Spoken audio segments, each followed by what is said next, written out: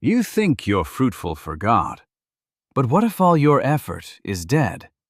You're exhausted from chasing ministry wins, packed schedules, and big results, yet deep down, you feel spiritually empty. Why?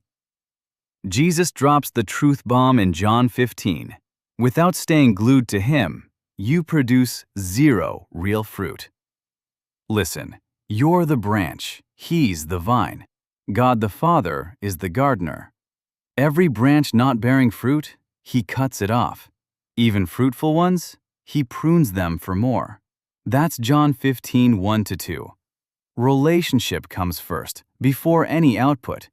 You can't force fruit like a branch straining alone. It draws life from the vine. Stay connected, and fruit happens naturally. Disconnect, and you're done. Jesus hammers it. Abide in me, and I in you. No branch bears fruit on its own unless it abides in the vine. No more can you. Verse 4. Not try harder. Cannot. Without Him, you do nothing lasting. Build your empire? Sure. Draw crowds? Possible. But God-glorifying impact? Impossible. You're performing for applause, not abiding for power. I see it everywhere. You too. Rushing through devotions, treating Jesus like a Sunday add-on. No wonder you're dry. Abiding means daily dependence, dwelling close. His life surges through you, spilling out to others. Fruit isn't for you, it's overflow for the world. Stop measuring by numbers or likes. Fruit isn't attendance. You can pack pews weekly and stay barren inside. Not size, not buzz. Jesus said you'd spot real disciples by their fruits, not platforms. Matthew 7:16. Here's the shift. Quit striving. Ask yourself right now, are you truly abiding? Surrender first. Intimacy fuels everything. God prunes pain to grow you deeper into the vine. When you lock in, fruit explodes, not from grind, but grace. Your life glorifies the Father. You're His true disciple. Abide today, or stay fruitless forever. Which will it be? Posting Bible verses online? That's not fruit. Christian buzzwords? Not fruit. Even running a ministry? Still not fruit. You can preach sermons, lead worship, serve non-stop, and never truly abide in Him.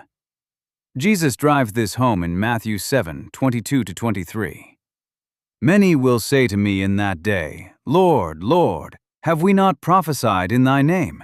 And in Thy name have cast out devils? And in Thy name done many wonderful works? And then will I profess unto them, I never knew you. Depart from me, ye that work iniquity. Hear that? They delivered results, packed events, saw miracles, but no real connection. I never knew you. That's the gut punch. Spiritual showmanship isn't fruit. Religious hustle isn't fruit. Grinding to prove yourself to God?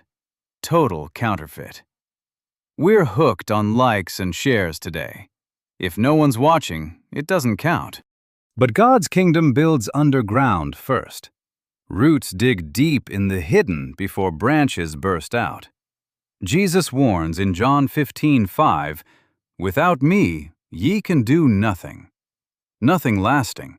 Nothing that saves souls. Nothing that honors the Father. You might raise an empire and still wither off the vine. True fruit screams connection, not your highlight reel. So, straight up, are you chasing tasks or bearing real fruit? They're worlds apart.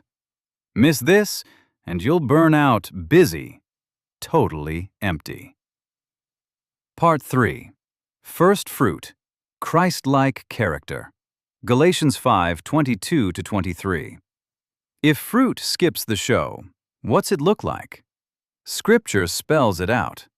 But the fruit of the Spirit is love, joy, peace, long-suffering, gentleness, goodness, faith, meekness, temperance. Against such there is no law. One fruit, not a list. Christ's character reshaping you from the inside. Proof you're abiding? Not your follower count. How much you mirror Him. Loving through betrayal. Joy in the chaos. Peace amid attacks. Patience with non-stop tests. Meekness crushing your ego. That's impossible without Him. Not your charm, not grit alone. It surges from the vine into you. And brace yourself. Fruit demands pruning. John 15:2. Every branch that beareth fruit, He purgeth it, that it may bring forth more fruit. The Father, the husbandman, trims hard, slices pride, severs self-trust, excises secret sins, clears distractions. Why? Deeper love, wider patience, sharper reflection of Jesus. Romans 8:29 promises we're shaped into His Son's image. That's the end game, not spotlight, clout, cheers. Christ in you. Chase the world, still void of love. Grow a platform, still harsh-edged. But spirit fruit blazing? You're channeling Jesus live. First fruit hits different. Your character shifts. Home heals. Bonds strengthen. Your words pierce. Fruit isn't bragged about.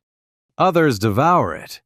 And tasting your love, joy, peace, they're savoring the vine. Part 4. Second fruit. Obedience born of love.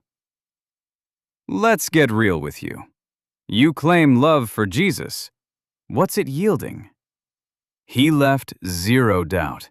John 14:15. If ye love me, keep my commandments. Not post about me, not belt praises, not get goosebumps. Obey.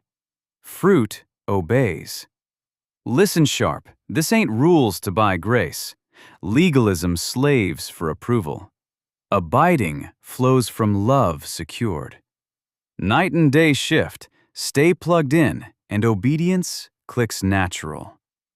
You crave His path, tune to His whisper. Sin stings deep now. 1 John 2:3 nails it. And hereby we do know that we know Him, if we keep His commandments. Obedience proves closeness. And here's something we don't talk about enough.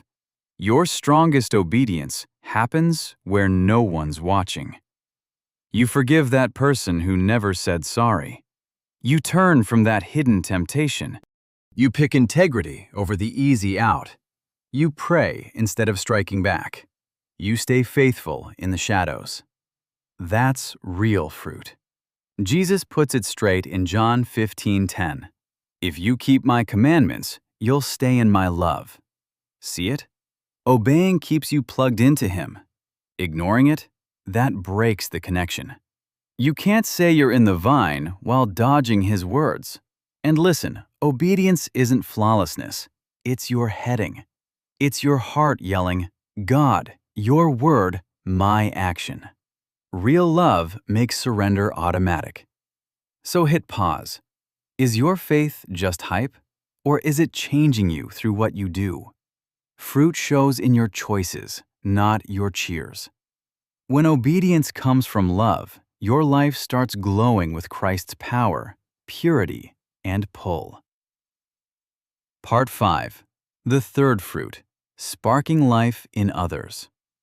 True fruit has seeds. Seeds mean more life. If you're locked into Christ, His life won't end with you. It'll spread through you. Jesus nails it in John 15:16. I chose you to go bear fruit that lasts. Lasts. Not hype that fades. Not feel-good flashes. Not quick decisions. Fruit that sticks. A thriving vine naturally multiplies. In God's kingdom, that's discipleship, pouring spiritual life into people. Matthew 28:19 commands, "Go make disciples of all nations." Disciples, full followers, not just head counts. Abide in Him and you catch His hunger for souls. People shift from annoyances to eternals in your eyes. Your words hit hard. Your prayers pack punch. Your life draws them in. Paul models it in 1 Corinthians 11:1. Follow me as I follow Christ. That's reproduction. Your walk with Jesus becomes their map to Him. No stage required. It flows in talks, at home, through trials, triumphs, tough love. Truth bomb. If your faith never touches another soul, is it fruit? Fruit feeds. Seeds multiply. Harvests explode. Bear fruit and you don't just level up. You launch legacies. Kids spot it. Friends sense it. Work peeps see it. Your world wins. Ages later, those seeds sprout, fruit that lasts. So tell me, does your life dead end with you or explode into others? Abide in the vine, and His life surges through you, into them. Part 6. Pruning, Pressure, Pain. Why God trims what He treasures. Nobody cheers this, but here it is. Pruning. Jesus warns in John 15:2, "Every branch bearing fruit, the Father prunes so it bears more." Fruitful ones get cut, not the dead weight. You're producing? Get ready. Pruning isn't payback. It's prepping, not dumping you, refining you. Gardeners slice off the junk to pump life into what counts. God mirrors that. He shears distractions, pride, draining ties, shiny but wrong chances, even cozy spots you love. It stings. Hebrews 12:11 admits, no discipline feels fun now, it's brutal.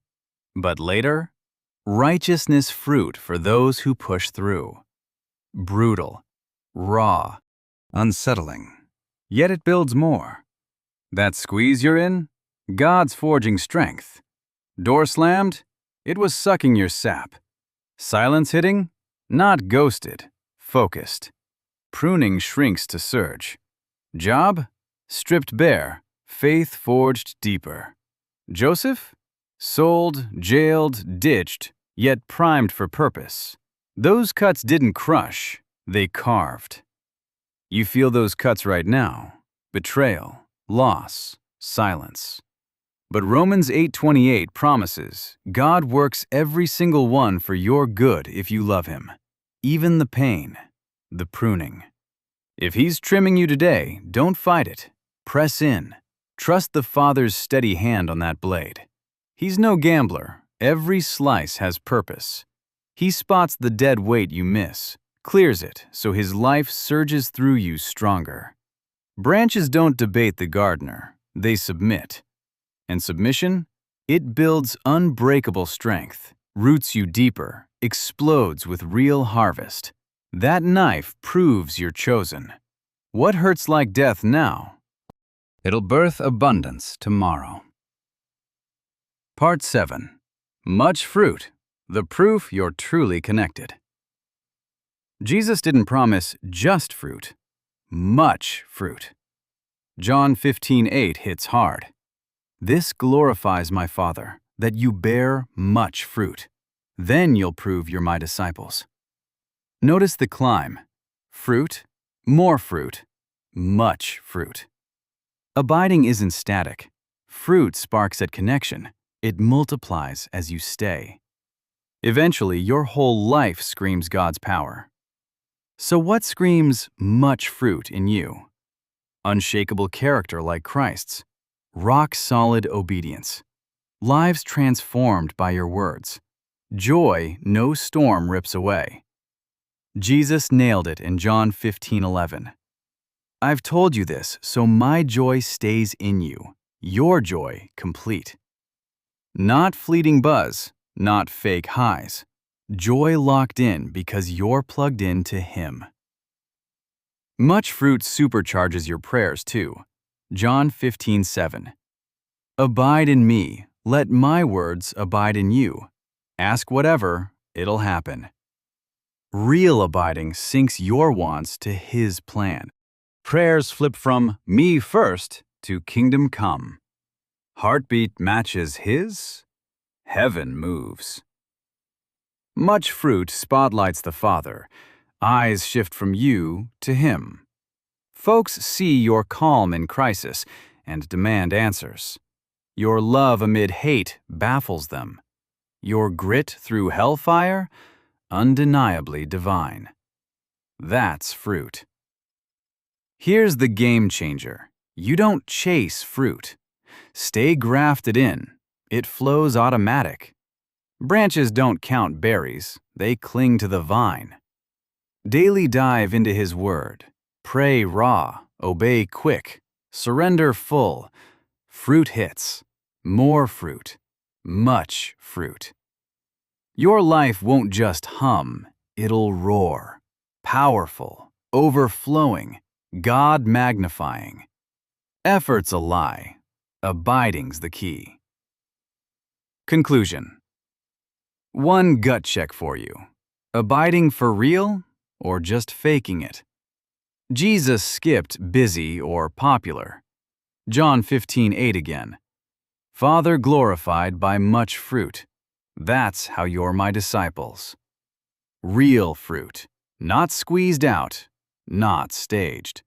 Flows from the connection. Truth bomb. Fruit proves it. Abiding unlocks it. Obsess fruit, you'll crash. Lock on abiding, fruit erupts. Life's in the vine, not you. Jesus, the vine. John 15:4. Abide in me, I in you.